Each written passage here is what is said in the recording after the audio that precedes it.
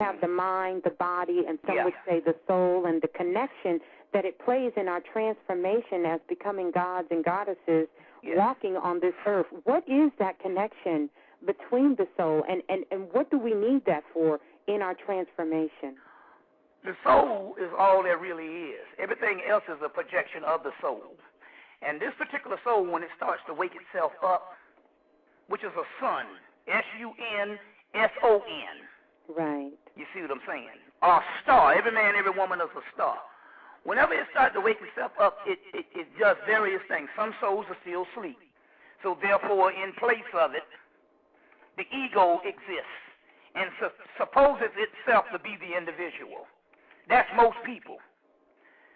But then when the soul starts to wake up, it starts to send signals to the consciousness to remember itself.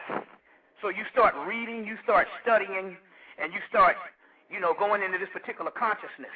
Now, there's several distractions in there because when the soul is trying to do it, the ego is still involved, and it's a hard process because you can get distracted again, which means the ego can go, hey, this soul is waking up, but I still love it. I want to exist. So what I'm going to do, I'm going to take a part of this knowledge that ultimately will wake this soul up, and I'm going to have this person get locked in one of the areas of the knowledge. And it will suppose itself it's being knowledge, but because it is locked into one area, that's nothing but a form of ego. That's why they say master nothing. So the story goes in the Holy Grail, they got a knight called Parzival. Parzival is a knight who was raised in the country by his mother. His father was a knight. The father gets killed. The mother says, it's a horror story, basically. The father was a knight. The father gets killed. The mother said, I don't want him to be no knight. So she raises him way in the woods. And he plays with nature and everything. And so one day, he's out there in the woods, and he sees a shining knight in a silver shining suit. And he said, oh, my God, that's God. So he runs and tells his mom, say, Mom, I want to be a knight. And she almost faints. But she knows he's getting to be 18 now, and she can't hold him forever. So she has one of these plans. She takes him and sews him up a court jester's uniform and says, this is the uniform of a knight. So her plan is when he comes there looking like a clown at King Arthur's court, they will laugh him out of the court, and he will run back home and never want to be a knight again. So he rides off to King Arthur's court. As soon as he rides off, she falls off dead. And the reason why she falls out dead, because when you're on this bridge, if you try to go backwards, you fall. You can never go backwards. You can never go home. So what happens here is, he gets to the court, knight's court, and they are laughing at him with this court jester in such a ridiculous outfit, till it gets the ear of King Arthur.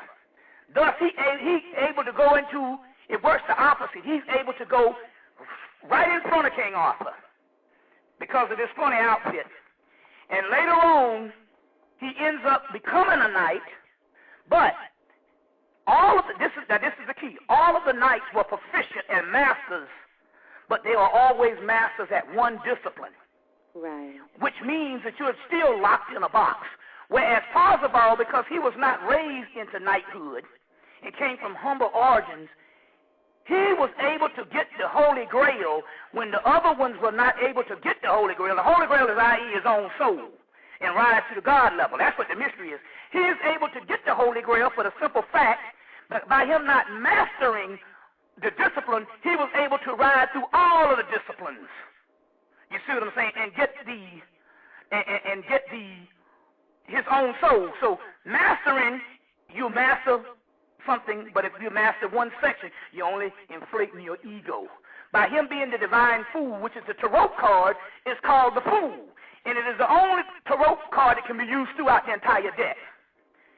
It masters all. So that's what the humility is. So in so many words, you have to trick the ego to keep letting you go. So to give you an example, back in 98, I produced my dark side lectures and started explaining all this stuff based on the dark side. Right. Now, I became famous with it, have used it as a theology and said, that's what I'm an expert at, and that's all I'm going to do. Right. And I would have got stuck.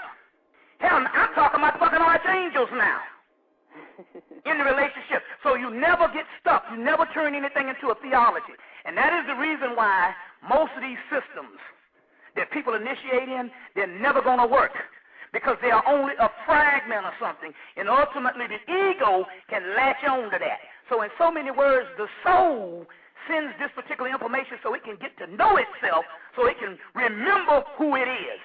You see what I'm saying? But the ego is there for distraction. But the soul is all there really is. And it's an entire maze between the soul and you. And you. And so what you have to ultimately do is to surrender and give up and say, I don't exist. So what I had to do is I had to get rid of Bobby Hemmit. Right. You see, and all that was dear to me. You see. That way you can eliminate the possibility of the ego latching on. Bobby Hemmit ain't around now for the ego to latch on. You see what I'm saying? I ain't got no goddamn scruples. None. No scruples whatsoever. You see what I'm saying? Right. You know.